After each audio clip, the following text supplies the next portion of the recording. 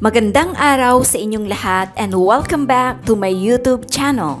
Isang libot, isang tuwa na naman ang handog ng legendary trio na sina Tito, Vic at Joey and legit the Barkads ngayong araw. Mayor, anong tawag to Mayor? Yan ang tinatawag na fishball sandwich. By Mayor Jose Manalo. Fishball sandwich. Yar. Ano? Pakita mo yung bagong photo frame ni Cali. Pasak. Pasak. Yeah. Talaga. Puro mo. Mainit ka. Oh. Mainit ka. Pasak. Harap yan. Ito yung kinakain namin ng mahirap kami. Pwede rin ulam sa kanin yan. At mesos. Tostado to. Ako din. Saka yung tuk-tuk. Tuk-tuk. Yeah. Tusok. Tusok. 10:30 po tayo. Ha? Ah, 13. Pasok. ano po? Oh, di kayo, oy.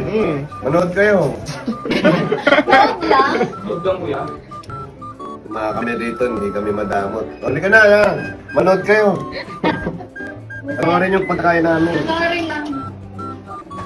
Ito yung pinakatamad at matakaw dito. Huwag lang. Buka mo. May pandesal. Pandesal, may ano? Fishball? Pandesal?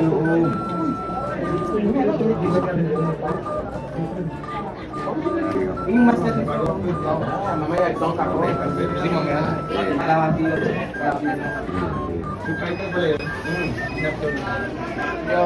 Ano? Sabihin mo. Ano? Mayor's recommendation. Masarap yan. Pandesal with kikiam. Fishballs, Fishball, kikiam. squid balls, and all. At saka, anong tawag to? Soy sauce? Ketchup? Salsa. Sweet. Marami tayong mga hinahanap na pagkain. Napamahal naman. Pero nga lang ito, pandesal, fishbowl. Para ka nasa ibang lugar. Sarap, Mayor? Sarap? Magnifico. Dito nakakain sa United States, sa Europe, Wala. sa Mars lang. Opo. First time ko po natikman ng pandesal with kikiam at saka mga sour sauce. Legit talaga. Pasok. Ano? May-design pa, di ba? Copyright na. Kalabaw. Kalabaw.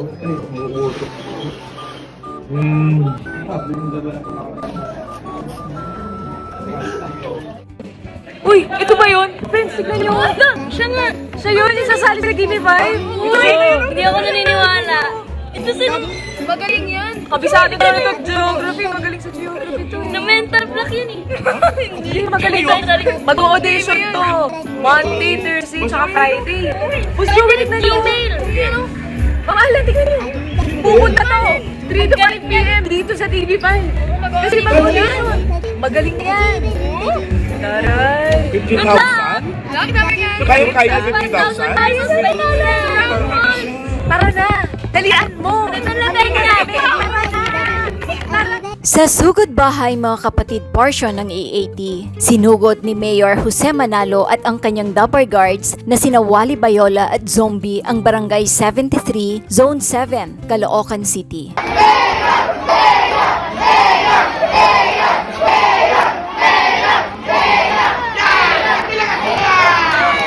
Pang-Olympics na naman ang mga players sa palaro ni Mayor Jose Manalo.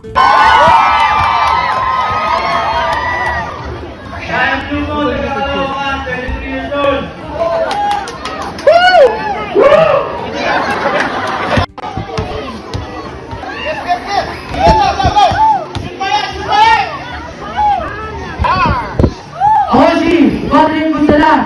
Caloocan City, 18 years old.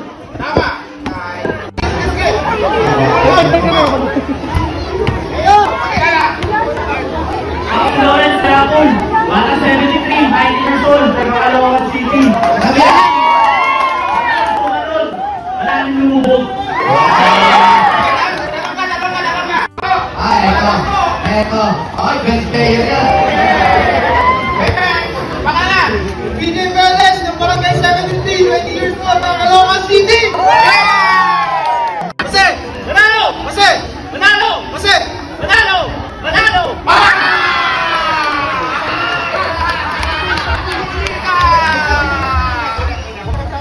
At dahil siya ang panalo, meron siyang 1,050 pesos at funeral water, ani Bossing Vic Soto.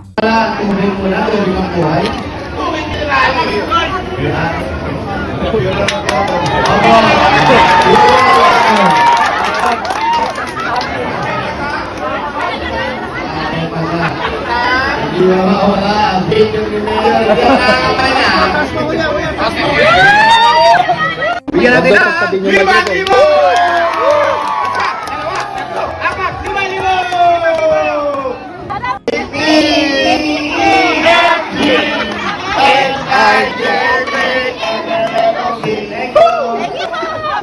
Ang maswerteng nabunot sa sugod bahay ay ang may daladalang bag na may lucky number 1011 na si Mang Ramon. 65 years old, may 8 anak at dating mekaniko ng masakyan at 46 years ng kasal sa kanyang misi sa Huwes. At binabalak nilang magpakasal sa church nitong darating na 50th wedding anniversary. Nag-volunteer naman si Tito Sen na isa sa magiging ninong at si Jose Manalo ay number 1 as ninom na magnininong pero iinom. Ng oras, kung si Tito Sen ay magnininong, kunin nyo na rin po ako. Ako ang number 1 ninom. Aba! Ninong Mayor? Ninong? Kahit natutulog yan, number 1 ninong yan. Ninong! Ninong! Ninom. Ano yung ninong? Din lang, magnininong, pero iinom. Pag ano natin, pag ani, luto na yan. Ang galing mo, Mayor. Ang paglalagyan natin ng pinakatataniman natin, yung lupa, microwave. Ang galing mo, Mayor! Ang galing mo, Mayor! Ang galing ni Mayor! At ay pamimigay na bigas ni Mayor! Zero sugar! Zero sugar!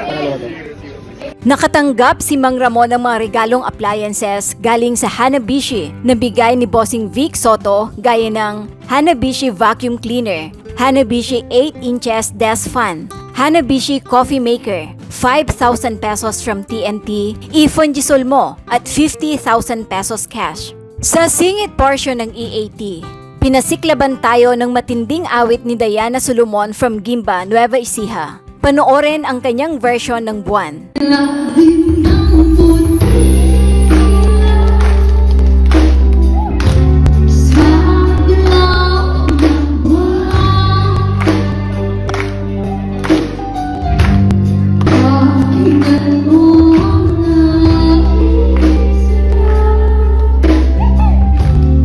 Binanatan ni Pam Torres ang nakaka-inlove na kantang Can't Help Falling in Love with You na pinasikat ng King of Rock and Roll na si Elvis Presley sa kanyang performance.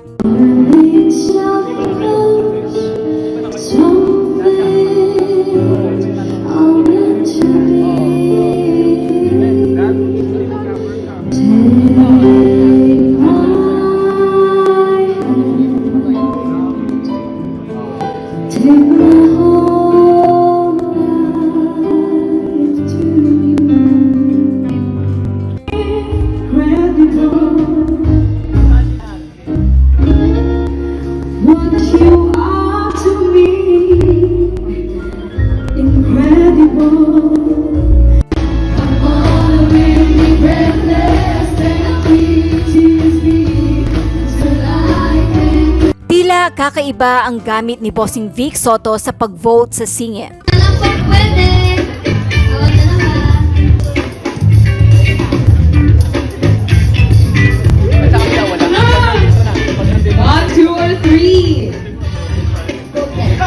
Ayan o, mga Tower Cats, kasama naghahatid ng singit. Sa babala, huwag kayong ganun portion ng EAT. Kahit lumaki sa pamilyang kilala sa showbiz industry, mas pinili pa rin niya ang buhay corporate. Feeling ko kasi parang it's a lot of pressure kung pumasok ako sa showbiz. Kasi nga, ang daming, they're all there, so parang Mako-compare. makakompare. Wala. Ayun, parang mahirap din kasi when they were doing it before kasi yung pandemic, yung mga 24 hours sila nag-taping, yung parang ayaw mapagod ng ganyan. At least corporate 9 to 6, tapos na ako. Pero Hindi man nag-showbiz, may mapapatunayan naman pagdating sa academics ang anak ni Angelo De Leon na si Lois na graduate bilang cum laude. ito naman po yung parents ko.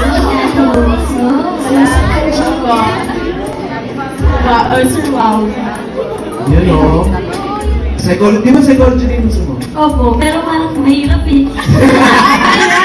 Mahirap ba, Lois? Hindi naman. Tsaga lang. Hi, friend. Thank you po. Kamusta naman ang pagiging anak ni Angelou? Okay naman. This is mom. Yan. Ako yung ginagawa.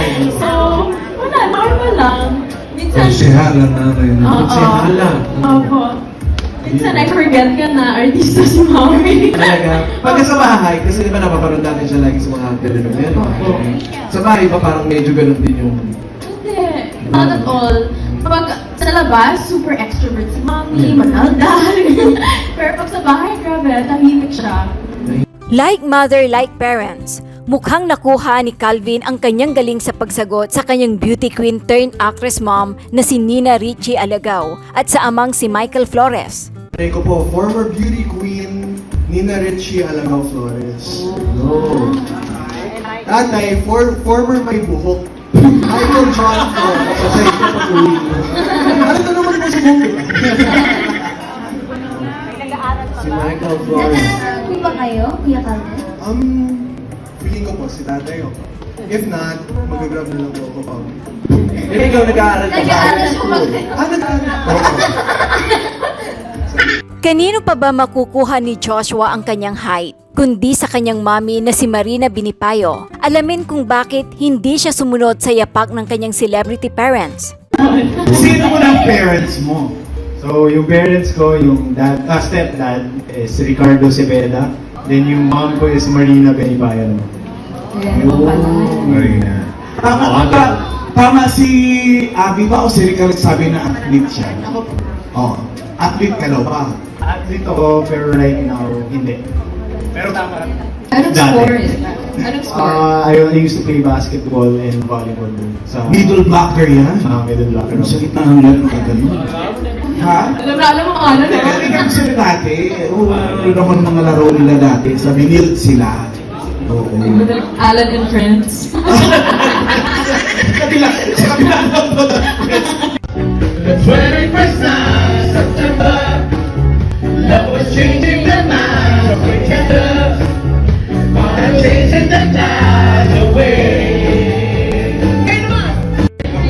The beat of our souls we sing, as we dance in the night. Remember how the stars hold the night away.